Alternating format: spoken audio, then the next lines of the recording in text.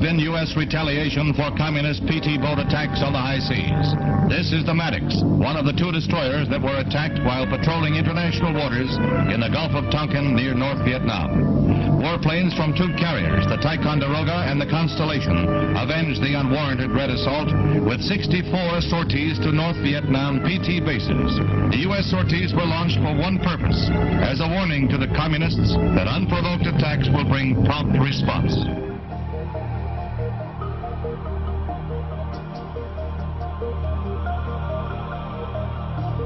Renewed hostile actions against United States ships on the high seas in the Gulf of Tonkin have today required me to order the military forces of the United States to take action in reply. While the two destroyers were cruising in company on routine patrol duty in the Tonkin Gulf in international waters, some 65 miles from the nearest point of land. Put out that propaganda, but they got caught because we were able to disclose within 2 days that if they would check upon the log of the Maddox, for example, they would find she was only 11 to 13 miles from the bombing of those islands. And of course, that's coverage. And the North Vietnamese knew that it was coverage. Do our naval vessels afford any cover for these? Our naval vessels afford no cover whatsoever. The sad fact is, history will record that the United States was an aggressor in Tonkin Bay. We were violating the rights of North Vietnam. Had no right to proceed on the second day to ourselves bomb North Vietnam, the areas where her torpedo boats were kept. But we had to do it. That wasn't self-defense. Bombing North Vietnam was not within the right of the president to act in self-defense of the republic. My duties on board the seaplane tender were nuclear weapons officer. On August 4th, there was an alleged attack upon the USS Maddox and Turner Joy, two of our destroyers, in the Gulf of Tonkin. In the course of our conversation, this chief petty officer told me that he was a sonar man on board the USS Maddox and that he had been in the sonar room during the attack. He told me that in his estimation, there were no torpedoes fired at the ship or otherwise during that alleged attack. And furthermore, he constantly repeated this, sent this information to the commanding officer on the bridge. The North Vietnamese have no submarines. What is the purpose of that movement? This is purely precautionary, so that the fleet will be prepared for all eventualities. What sort of eventualities, General? Well, possible submarine attack. By whom? By anyone. You always contended that in the first incident they were having... I'm contending that having the Maddox and the Joy there constituted, in view of the knowledge as to what the South Vietnamese boats were up to, an act of constructive aggression on our part.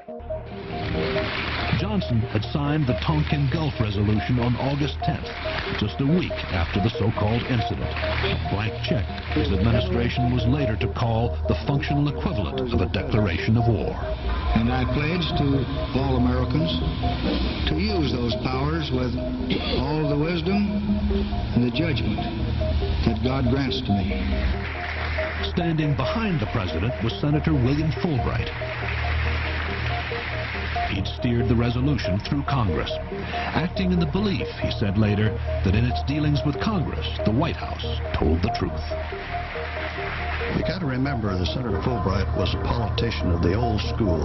He was a gentleman, and he just did not believe that his president, his Secretary of State, and the Secretary of Defense would deceive him and try to pull the wool over his eyes in asking for his support for a matter of this nature. He was deceived, and he felt very, very badly about it. It's the worst incident, he said, that ever happened to him in his career. We always hesitate in public to use the dirty word lies, but a lie is a lie. I mean, it's a misrepresentation of fact. And it's supposed to be a criminal act if it's done under oath. Mr. Johnson didn't say it under oath. He just said it. We don't usually have the president under oath. After midnight, while the air attacks were still underway, a buoyant McNamara briefed Pentagon reporters. Are you ready? Describing the attacks on the destroyers as entirely unprovoked, he claimed that throughout their patrol, the two destroyers had remained at a distance of at least 30 miles from North Vietnam's coast, omitting to mention that only that morning he told the president their limit was 11 miles. The course of our destroyers operating 30, 40 to 60 miles off the coast of North Vietnam, international waters, moving southward. It was a confident performance until a reporter strayed into dangerous waters. Can you give us the basic reasons for the Gulf of Tonkin patrol? It's a routine patrol of the type we carry out in international waters all over the world. Does it have anything to do with movements of junks or whatever it is? No, it has no special relationship to any operations in that area. We're carrying routine patrols of this kind on all over the world all the time. Do you have any idea why the North Vietnamese may have done this? None. The following morning, August 5th, McNamara was announcing details of the ample forces he had promised the president before the second supposed attack had even begun. Last night I announced that moves were underway to reinforce our forces in the Pacific area. An attack carrier group has been transferred from the First Fleet on the Pacific coast to the Western Pacific. Secondly, interceptor and fighter bomber aircraft have been moved into South Vietnam. Thirdly, fighter bomber aircraft have been moved into Thailand. Fourthly, interceptor and fighter bomber squadrons have been transferred from the United States into advanced bases in the Pacific. Fifthly, an anti-submarine task force group has been moved into the South China Sea. And finally, selected Army and Marine forces have been alerted and readied for movement. As the juggernaut rolled into action, truth was the first casualty. Johnson wanted the assent of Congress with a minimum of debate or qualification. He was beside himself when the loquacious Senator Hubert Humphrey, the man he planned to make his running mate in the coming presidential election, talked about the commando raids in public. Johnson, determined to protect the authorized version of events, called a mutual friend. Mr. Rowe. Hello. Jim. Yes, Mr. President. How you doing? I'm doing fine. You? Pretty good. I don't know how to get this message over, but this boy, our friend Hubert, is just destroying himself with his big mouth. He went on the TV, and every person in town that's handling war plans, it just scared them to death, because he just blabbed everything that he had heard in a briefing, just like it was his personal knowledge. They said, for instance, how would you account for these pitiable attack on our destroyers when we innocently out there in the Gulf 60 miles from shore? Humphrey said, well, we have been carrying on some operations in that area, and we've been having some covert operations where we have been going in and knocking out roads and petroleum things and so forth, and that's exactly what we have been doing.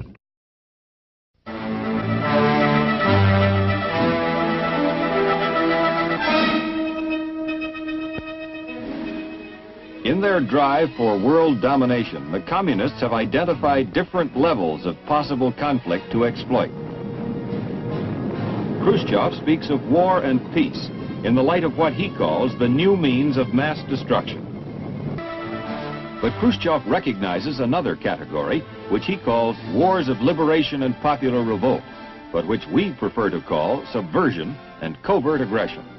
It is these wars which Khrushchev says are not only admissible, but inevitable. A free world's answer, tested during a year in Vietnam, is counterinsurgency. At the request of the South Vietnamese government, we are helping peace-loving people learn how to defend themselves. Here, in a remote setting, there is new emphasis on the importance of the individual fighting man, as a teacher as well as a leader. Our troops are here to advise and train the South Vietnamese, but fight only to defend themselves, on assignments which often take them into the midst of a bitter and dangerous struggle. In this conflict, it is harder to find the enemy than to fight him.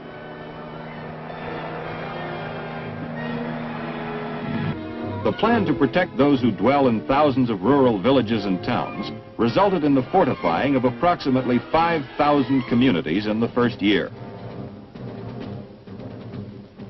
During an intensive visit to Southeast Asia, Secretary of Defense Robert S. McNamara sees how the Fortified Hamlet program is working out. Teamwork and on-the-spot training call for dedication from the man in the field to the top commander, General Paul D. Harkins. The U.S. effort to our Vietnamese allies is a vast and comprehensive one. It involves political, economic, psychological, and military measures. All of the armed forces of the U.S. play a part. We've put about 3 million of them into what I would call a concentration camp. They call it a refugee center. It's got barbed wire around it, they can't get out of it. It's taking these people from the graves of their ancestors, from their rice paddies. And we say, oh, well, we've pacified X million people. Yeah, we've pacified some more people by putting them in these camps. Now, America wins the wars that she undertakes. Make no mistake about it. And we have declared war on tyranny and aggression.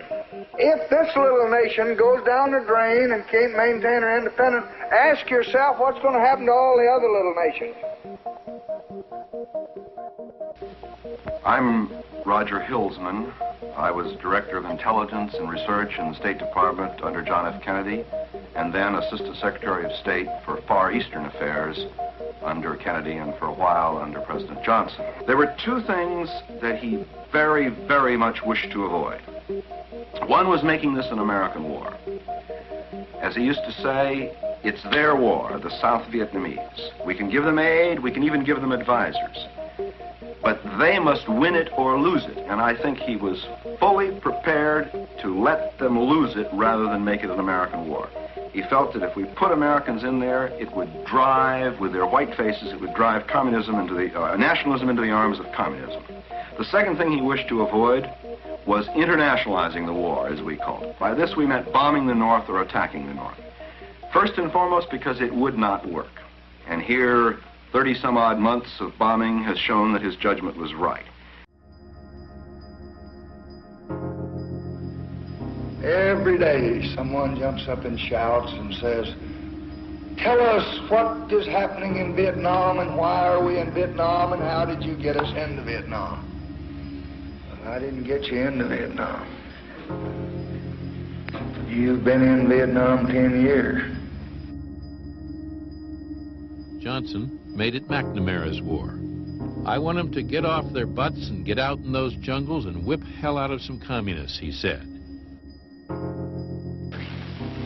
It is the melancholy law of human societies to be compelled sometimes to choose a great evil in order to ward off a greater evil. Lyndon Baines Johnson. Born in 1908, he grew up in a comfortable middle-class home in Johnson City. At an early age, Lyndon showed a keen interest in politics. From the beginning, he was driven by a determination to win, whatever the cost. In a word, he was ruthless. There wasn't anything he wouldn't do to get what he wanted, regardless of what it was. And probably the best example would be in 1948 when he was running for the Senate. And he was running against a man named Coke Stevenson. And the election was very, very close. The race was so close, there was no way to call it. The lead seesawed back and forth. I said, I think you're going to win it. He said, no, I think we've lost it. And I said, no, it's going to be the reversal of 1941. 3 days after the polls closed, the votes were still coming in, and Stevenson led by a handful. It looked as if Stevenson would be the new senator from Texas.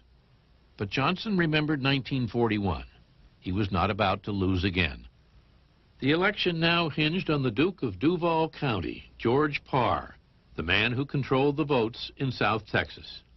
George Parr controlled that county, and those people voted the way he wanted them to vote. No question about that. None whatever. Now, the candidates had nothing to do with it. In the nature of things, you don't write down, bought these votes, yesterday afternoon at 4 o'clock. But obviously there was some understanding between the Johnson people and the political bosses in South Texas. In the tiny South Texas town of Alice, 6 days after the polls had closed, 202 additional votes were reported from precinct box 13. When they were counted, all but 2 were for Lyndon Johnson. When the signatures of the 202 new voters were examined, some say the names were all written in the same ink and listed in alphabetical order. It did look to me like there had been a change in ink, and it looked like 200 or 202 or 3 names had been added to the poll list in a different ink by a different hand. Mr. Stevenson was an outraged man that felt like the election had been stolen from him, and he felt like what he'd just seen was evidence of that. Stevenson challenged the election at the Texas State Democratic Convention. It was no use. The Johnson forces were too powerful. When it was all over, precinct box number 13 made the difference. Johnson won by 87 votes. But the question of a stolen election remained. 19 years later, Ronnie Duggar met in the White House with President Lyndon Johnson and asked him about the election of 1948. One night up in his bedroom, he started laughing, and he seemed to wonder if he could find something, and he said he was going back into Bird's bedroom, which was next door. And he rummaged around in a closet. I think I could hear him rummaging around in the closet, and he came in with this photograph of these 5 guys in front of this old car with box 13 balanced on the hood of it. I looked at him and grinned, and he grinned back. But he wouldn't explain it to me. I asked him, well, who were these guys? Why did they have box 13 on the hood of this car? What did it mean? And he just, nothing. He wouldn't say. And that stuck with him the rest of his life. That rigged ballot became the template for a political career based on bribery and corruption. The full extent of Johnson's criminal activity only began to unravel 11 years after his death. In 1984, at this courthouse in Franklin, Texas, a former Johnson business associate, Billy Celestes, appeared before a grand jury. According to Billy Celestes, there were 8 murders perpetrated on the part of Lyndon Johnson. The first name was a man named Douglas Kinzer. That was followed by a number of men involved in Estes businesses who were corrupt, and they were all killed with carbon monoxide.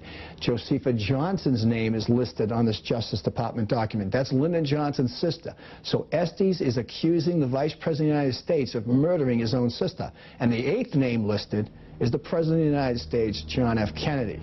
And then there is a promise of knowing more. And if Billy Celestes is telling the truth, and there is every reason to believe he is, it gives you an idea of the depth of the corruption and the ruthlessness of Lyndon Johnson.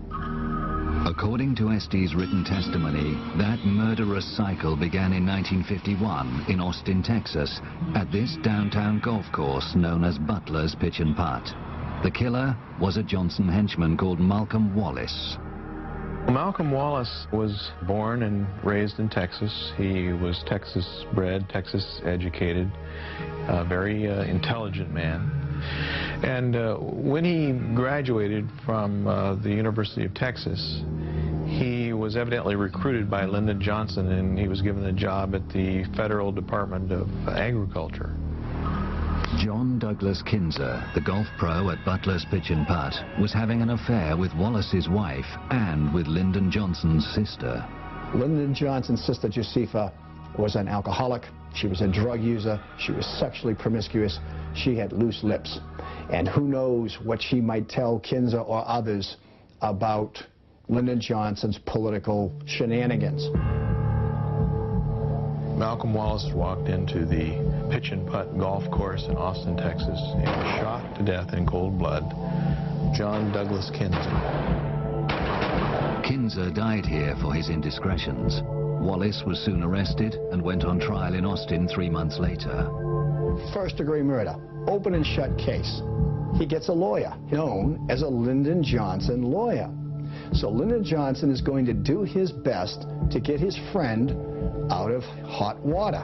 During that trial, Lyndon Johnson took a room at a local hotel, and the 10 days that trial was going, constantly sent runners from the hotel to the courthouse to bring him word of what was going on during the trial. So he followed the pulse of the trial very, very carefully. Malcolm Wallace is found guilty of first-degree murder, but through influence of Lyndon Johnson, Malcolm Wallace receives a 5-year suspended sentence. Lyndon Johnson was able to get his man out of first-degree murder. Much of the control Johnson exercised was acquired through an early alliance with a fellow Texan. Edward Clark gained unrivaled power in the late 1930s with a series of high positions in the state government. He became Johnson's lawyer and a formidable ally throughout his career. The power Edward Clark exercised covered almost every avenue of government power in the state of Texas. He would make sure that important appointments were covered by his men. The judges' control was through their vote. I mean, he had their decision in the palm of his hand. And this was, of course, important because Austin was the capital of the state. And anything that happened legally went through Austin, and that meant it went through Clark. He was known as the secret boss of Texas. He could, and did, arrange for people to be killed. He arranged for money to be laundered. He had that control.